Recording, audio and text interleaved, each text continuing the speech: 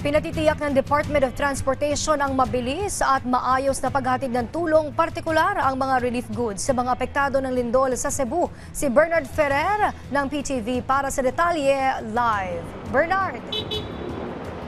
Princess, hiniling ng DOTR sa pamamagitan ng Civil Air Networks Board sa local air carriers na maglaan ng libreng transportasyon ng relief goods patungo sa mga lugar na naapektuhan ng magnitude 6.9 na lindol sa Cebu.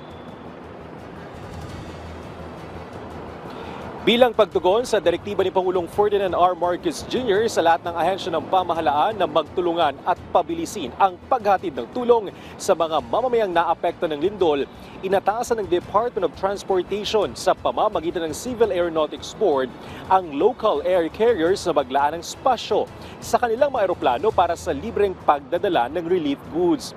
Sa isang abiso, sinabi ng CAB na layunin ng hakbang na ito na suportahan ang kasalukuyang mga humanitarian relief operation sa iba't ibang lugar na matinding tinamaan ng lindol.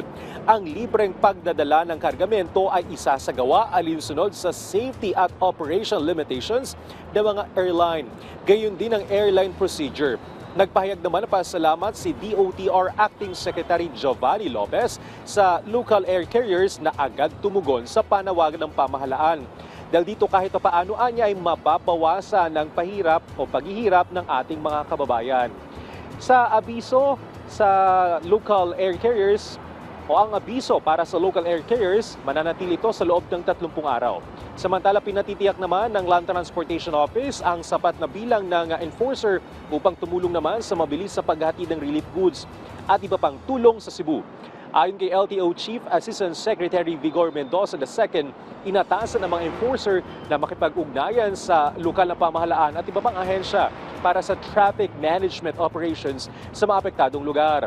Inatasan din niya ang kalapit na regional office na maghatid ng mga tauhan o maghanda ng mga tauhan para sa posibleng karagdagang deployment. Princess, ipinag-utos din ni Aseg Mendoza sa Regional Director ng LTO Region 7 na magsagawa ng masusing pag-usuri sa lawak ng pinsala ng lindol sa kanilang mga pasilidad at sa ahensya sa buong rehiyon. Princess? Maraming salamat Bernard Ferrer ng PTV na nagbabalita rin ng live mula sa ating Pasay City, Maynila.